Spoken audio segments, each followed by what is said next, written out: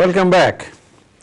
Before the break, I was talking to my distinguished guest today, Mr. Enam Ali, about the problems that the curry industry is facing.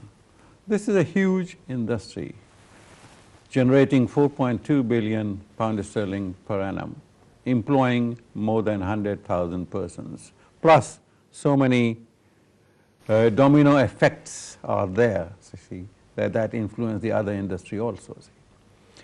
But this problem, we keep going back to that, and we are trying to analyze the problems, and we are trying to find a solution, say. And we have a guest here who has spent his life, who understands the curry industry better than anybody else. So I'm going to ask him a few questions.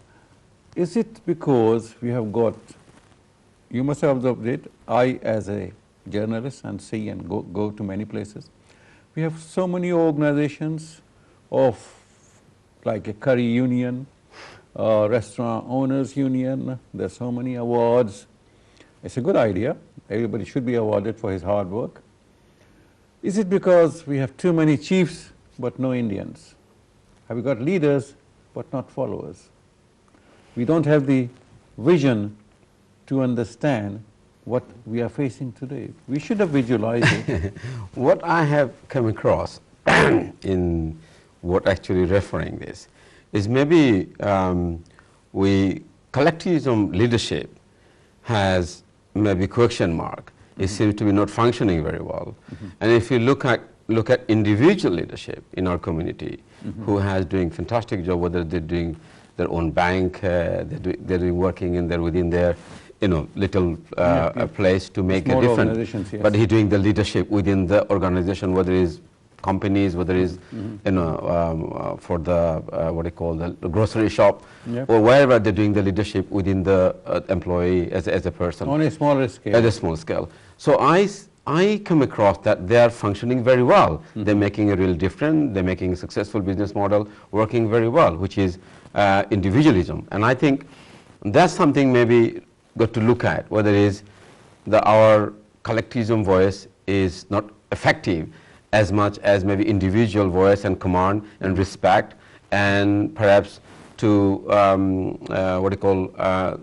make people listen to you, what exactly you perhaps want to address, rather than sake of argument you arguing matters. And politicians look at this something we got to settle in before they got to consider anything else. So when you have a divisive opinion, you are saying one thing, I'm saying one thing, I'm saying 2 restaurants closing at a time, some group came in and said 8 restaurants at a time, which is that making a real question mark, which one is correct. And therefore we feel that those kind of exercise is giving us a less opportunity to deliver for our restaurant what they deserve to have solution at this present. Unfortunately, I think that individualism is maybe working better in my sense. But perhaps obviously this is something people got to judge.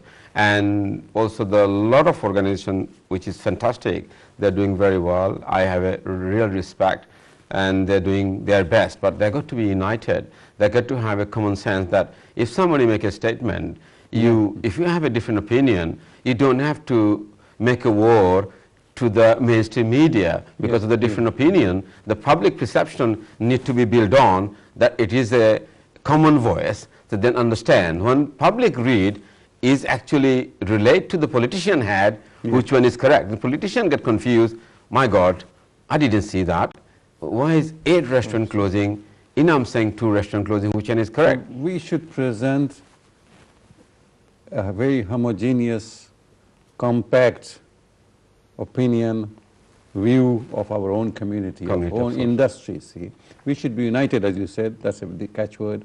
We should be united in whatever we do. See, a lot of people, I mean, like you and I think the Lord Karan Belimoria and others, they represent the curry industry at different levels of as Home Office or the Parliament or somewhere, you see. So if you are all, you speak the same language, you see, you give them the same figures, you see. Exactly. So then it is, we are talking some sense, you see. Yeah. Otherwise, if we go in different directions, you see. There's another point that, you see, we have built institutions now. We are individuals that you have hinted on. We have individuals. As individuals, we do very well, you see. But we fail to build organizations, you see. One person goes away, the edifice of the organization crumbles down, you see, because it was a one-man show, see, or two-person show. See. This is what is doing more injury to our organizations. Don't you agree? Yeah, absolutely. I agree with that. That divisive opinion and division has very less chance to get something out of politician. Because politician is work on based on their audience. Their audience has to be looked after. Yeah, you know, so they cannot be biased, go outside their audience. The audience is general public. When the general public saying one paper they read, 2 restaurant closing, yeah, and he look at his another paper, 8 restaurant closing, he's going around his own high street, so nothing is closing, everything doing very well. So that is really wrong message to the politician to receive and say, look guys, what you are listening is all rubbish. I mean, if you look at the feedback for the news, whether it's Guardian, whether it's FT, whether it's all those, you will see the comments, the public sentiment they said they don't want any more immigrants here, which is, I understand, I respect that. But we have to find the solution. How do we look after the public sentiment here? Because the climate is not at the moment very favorable to us for bringing people from Bangladesh or India or the skill to bringing in here. But I have got some solution which is trying my best to come up with a solution. Hope that Prime Minister and Theresa May and other UKBA will subscribe my solution, and it has political friendly solution where public will be not in concern for my solution. And that solution is submitting with 100-page submission with a many research document. I'm going to presenting that. And hopefully I'm quite confident at least something will come out. Okay. Is it also the reason that we are talking about these curry industries facing crisis? Is the profit margin has gone down?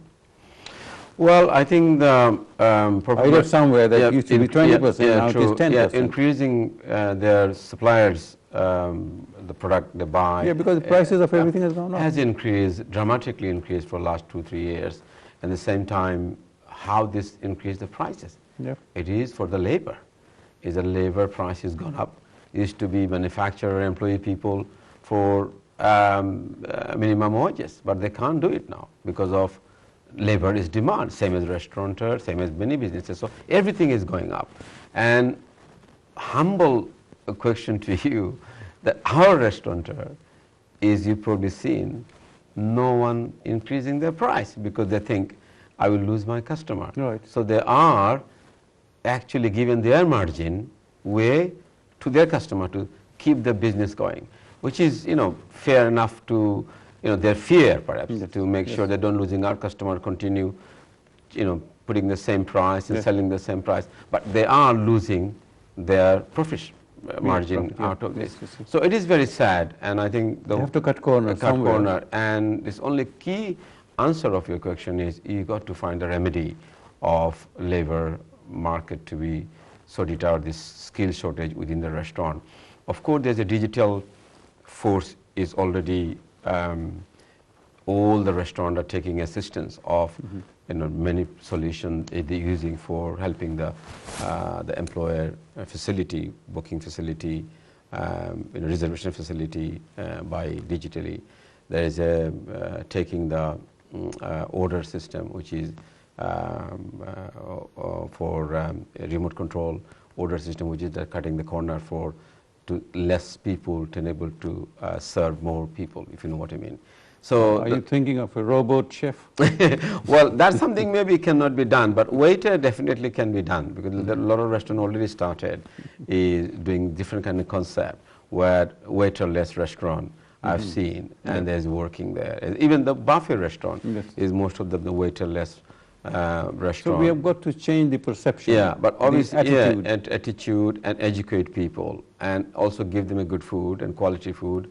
And I think our market is very strong, very huge, and still nobody can replace that. Even though some people fear that the supermarket will taking over, and this pub is taking over, it's impossible.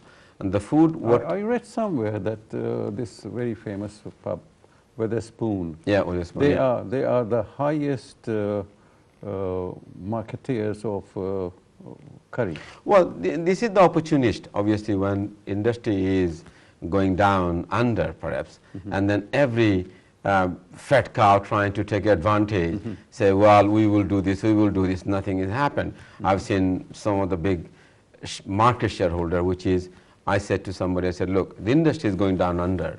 We're in the, in the coffin, if you know what I mean. You're trying to put your brand and printing on the coffin your name because this is the last chance you can sell your product. That is very unfair. If you really love your industry, you have to not look at where you appear. Your face is not important. Your important is your story. Your concern should be printed on the newspaper. Your voice should be heard on the media, where actually not your face. And that is really called unconditional of your contribution, your concern to behalf of the curry industry, to portray, to make sure it's been printed and politician notice and find a solution to continue our business.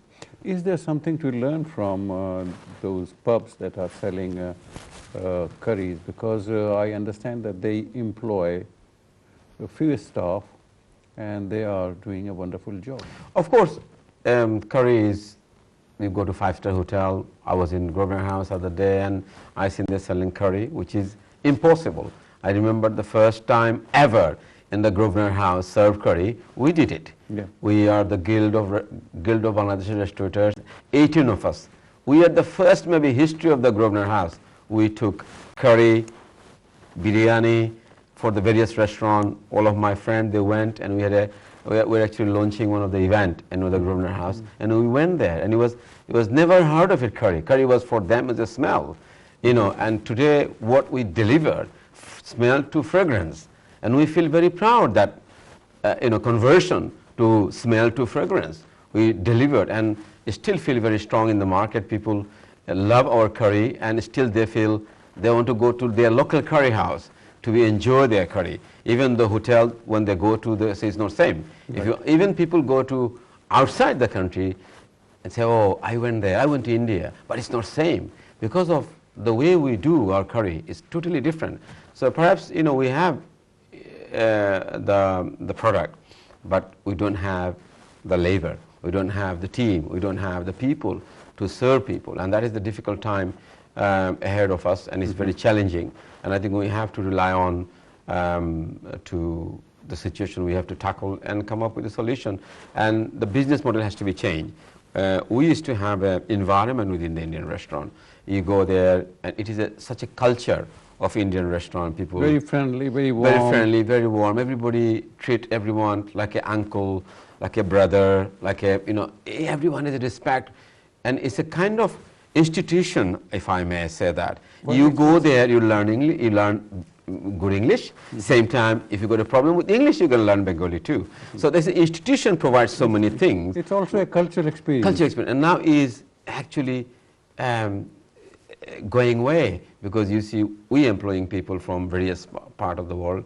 I've got my own restaurant, people working from Romania and other people, and it's all killing the the names, mouth-watering biryani, vindaloo, and Madras curry. We'll talk about all this in our next segment. We'll have to take this break. Don't go away. We'll be back soon.